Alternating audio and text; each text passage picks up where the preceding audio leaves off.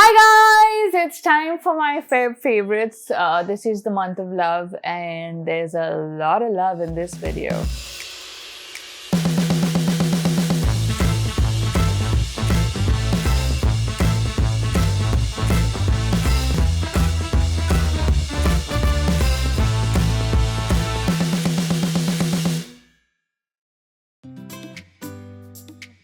Number one is this beauty. This beauty is me. Weber painted me as a gift for me for Valentine's Day. So on Valentine's Day, he actually didn't give me anything. We just went out, as like I said, for like brunch and went to buy some books and things like that. And then he said, your gift is coming, your gift is coming, your gift is coming. And then he, on Valentine's Day, said, send me a picture that you really love. And I sent him this picture, which was something I shot in the lockdown. And he was like, oh my God, it's a really tough picture and whatever. And I was like, yeah, but I feel like this picture is who I am, you know, like the crazy small eyes, big smile. That's my vibe. And I feel like I could resonate with this photo. And so he was like, okay, let me try. So he's been working on this for a week now, and he really threw me off because he kept saying, oh, it's really difficult and I'm not getting your teeth. And every time on FaceTime, he'd be like, can you smile? Show me your teeth, show me a smile. And he was totally throwing me off to make me believe that it's not working out and it's going to be not so great. And yesterday I was having a really bad, shitty, anxious day, you know, like I was going to actually film this yesterday and I was just like, I can't do it. I cannot, I don't feel that like that positivity or happiness or anything. It was just one of those days. And he arrived with this painting and was like, close your eyes. And at that point, I actually thought to myself, oh my God, I'm going to have to fake say that this is amazing, even if it's not, because I know he's put in like hours and hours of work into this. And I saw it and I was absolutely gobsmacked and speechless. And even he noticed and he was like, it's really rare that, you know, you are speechless, because I'm always like verbal diarrhea is happening.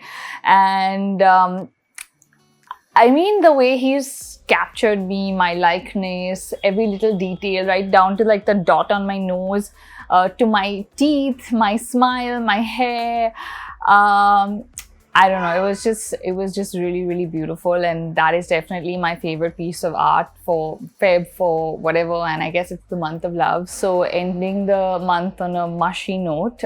So yeah, that's the story behind the portrait, and I love it.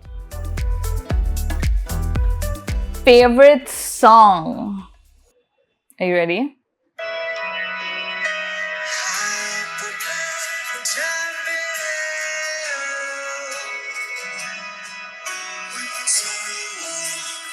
So it is BTS's cover of Coldplay's Fix You. So there's been a lot of online, conversation about this song, and some random German guy saying he didn't like it and passing racist comments. And I loved it, actually. I feel like, firstly, being Koreans, English is not their first language. Still, they did a great job with it. And what I love about this song is it still makes you feel the way Fix You makes you feel, right? Like when Coldplay sings Fix You, I don't know, it brings some kind of a inner peace. I don't know, it fixes you in some way. And when I heard these boys sing it, I felt the same way. And I'm not BTS, like completely obsessed by them. I don't know all their music. So it's not one of those situations. I actually went to see the video after reading all this online, and I was like, what? And then I actually fell in love with the song. So yep, love it. Then we have something unique, guys. So this is bacon Thecha. So Thecha is an age-old Maharashtrian condiment made using green chilies and garlic, and it's kind of like a I would describe it as a chutney. I don't know, correct me if I'm wrong, Maharashtrians. I saw this on Instagram. Again, you guys know I'm becoming a bit of an Insta shopper, which is really scary for a person like me. And I thought, oh my God, bacon in like a chutney form sounds good. Like, I've heard of bacon jam and all of this, but bacon Thecha sounded like really exotic. So I was like, oh my God, let's order it. Love it. So I eat a lot of pickle, as you guys know. So I kind of eat this like pickle. So with my dal chawal, or like, you know, when there's just basic food and you want to like amp it up a bit, this is really, really yum. Favorite movie has to be this movie on Netflix called I Care a Lot. Just watched it. It is so good. Like, it will make your blood boil, but you have to watch it. So in America, they have this thing called the Guardianship Act, which is really twisted. And like, old people's houses, properties, basically everything can be taken away from them, and they could be institutionalized if these court-appointed guardians and their doctors show that they are not equipped to look after themselves. So that is really scary. And here they show guardians that are actually like con artists and like taking stuff from totally healthy old people, and you know, like, and stealing funds and all of that. And there's actually, I remember seeing this in a documentary ages ago. I can't remember which one, but I remember that's how I knew about the act and stuff. But the movie, for someone that doesn't know about this, is really eye-opening. So Weber, when I watched it together, he had no clue about this, and he was really like shocked that this happens. And yeah, it really makes your blood boil, but it's a great movie, so watch it.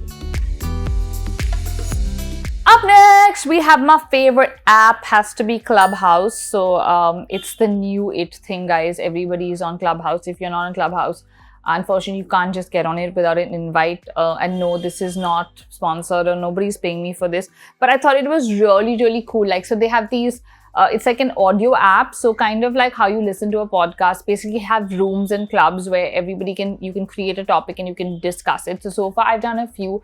The first one I did was, I was a part of one of Janice's rooms about freelancers working, you know, and the things they face. Then I moderated a room on the new, the influencer guidelines or whatever, which was really good, which actually spiraled into the focus group and all of that. So that was amazing. And then we had a K-drama for K-drama virgins to like recommend stuff with a lot of K-drama lovers. So I think it's a great platform to kind of connect with like-minded people about topics. And anyone can start a room with as many people or as few people and just have conversations. And I feel like you get so addicted. Like, our conversation lasted for so long. So like, our conversation on the guidelines went on for 3 hours. Like, that's how crazy it is. So these are basically different rooms that I could join right now. This is my profile, Sherry Shroff there as well. You can find me there. And yeah, basically, you know, who's on it, what other Clubhouse things are happening.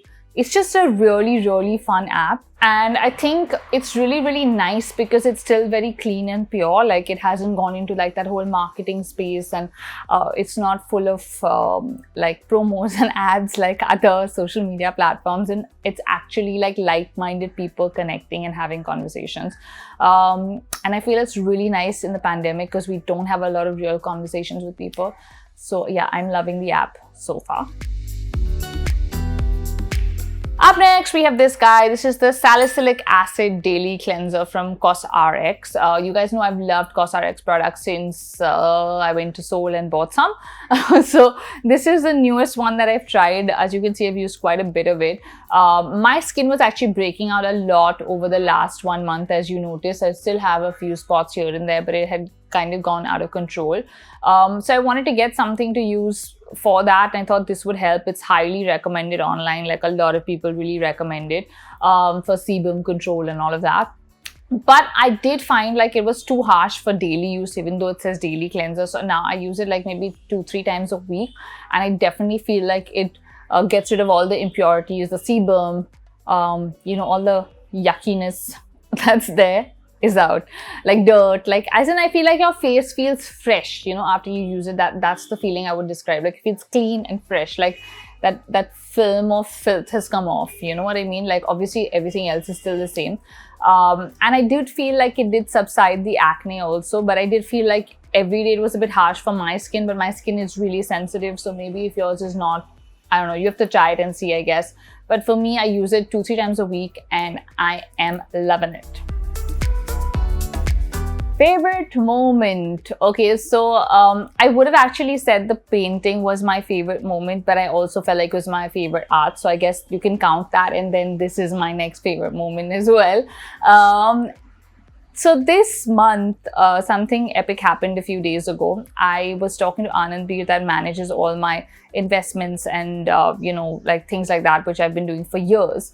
Actually did a whole video with him about how to invest for beginners and stuff. I will link it here. If any of you have not watched it, it is a really important video to watch if you're looking at investing and, things like that. So I started investing with him. He's actually my best friend, Nandini's brother. I started investing with him because this is what he does as a job. About, I'd say, 2014 or 13, with sums as small as like 500 rupees a month, because I was not making a lot of money then and I didn't have a lot of money to spare in terms of to invest. But he got me into the habit of like saving and said, whatever you can set aside, do it like every month. And over the last few years, I've had a goal amount to hit with my investments. And I somehow hit that in the pandemic and I didn't even know. And a few days ago, I was talking to him about something, because this whole year has been obviously really bad for everyone, right? And I barely made any money, so I couldn't really save a lot. Like whatever I was pretty much was like my SIPs were going from my account when he was going, but I couldn't do like any major saving because there was no real major money making. I didn't really focus on my portfolio or, going back and looking at what things are like, what's happening and whatever. I was just like, let it be. Savings are my savings. And then a few days ago, I was talking to him about something that I wanted to change, and I saw my report and I had hit that amount. And I can't tell you the satisfaction I felt. And I don't say this often. I don't really feel proud of myself for many things in life.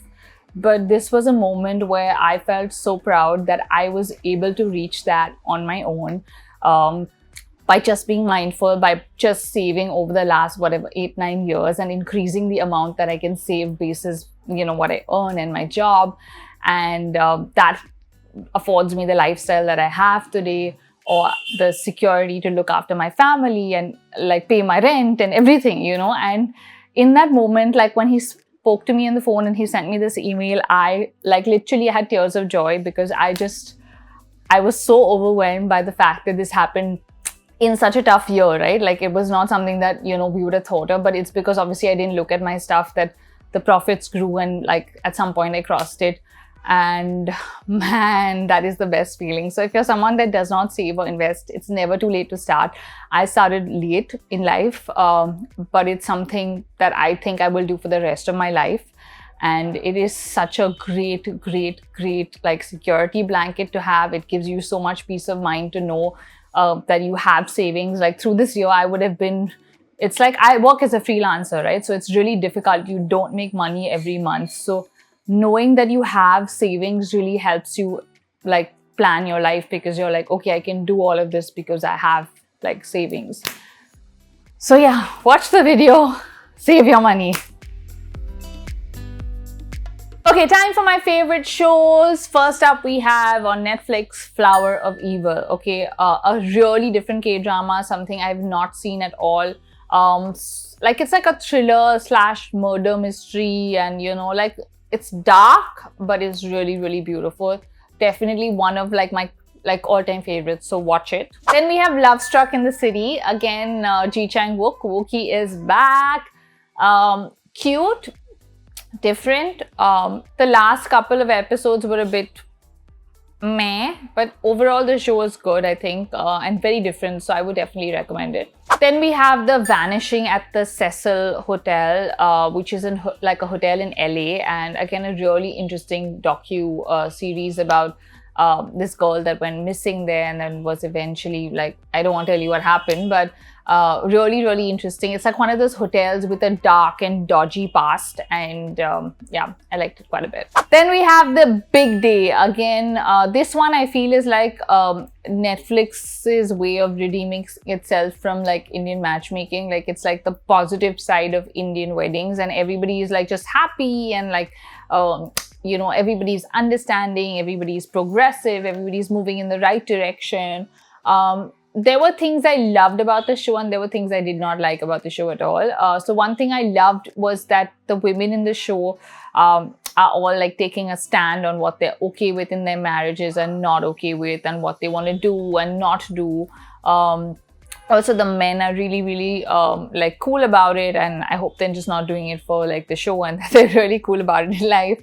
That I really liked, and it kind of showed this new modern India that we all kind of live in and, you know, hope for. What I didn't like was the like opulence and money spent on these weddings. I felt like, oh my god, there is just so much money wasted on a wedding, and that is kind of my opinion every time I see a big wedding. I mean, I don't know, maybe like you're a big wedding person, and I don't mean to offend anyone or whatever, but I just feel like even if you have the kind of money, you can do so much better with your money. Like, you know, spend it wisely, give it to organizations that need it, or I don't know, I just feel like doing like a small thing is much better. But I'm not here to preach or be preachy. That's what I didn't like about the show. But yeah, in general, the show was quite fun and I enjoyed it. Vincenzo, okay, love the new show. The annoying part is that it's every weekend and you get 2 episodes a week. So this is going to be one of those where you watch, you wait, you watch, you wait. But man, is he a cute boy. And here he looks like a man, right? Like in the suits and the whole concept, again, a different K-drama because he's like a Korean who was part of the Italian mafia, so he speaks in Italian and oof. Uccidere Carlo e prendersi il suo vignetto è stato un errore. So good. Then we have Love, Marriage and Divorce. Again, a new K-drama. It's just started. I've watched about 4 episodes.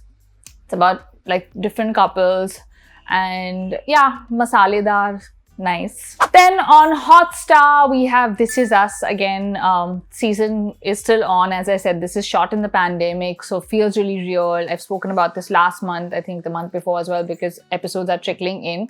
But really beautiful. And I mean, this is one English show that really makes me cry, right? Like I get teary watching it. That doesn't happen with a lot of English shows. I mean, K-dramas, yeah, but like I love This Is Us always. Then we have also the new documentary against Woody Allen versus Farrow, about the cases against him. 1 episode is up. Watch that. Love that. Then we have Apple, and also now there's like Lionsgate TV, which is available on Apple if you pay a really small sum. So I've also added that because I didn't have enough platforms to watch, right? Like because I wanted to watch some shows there as well. We'll get to that.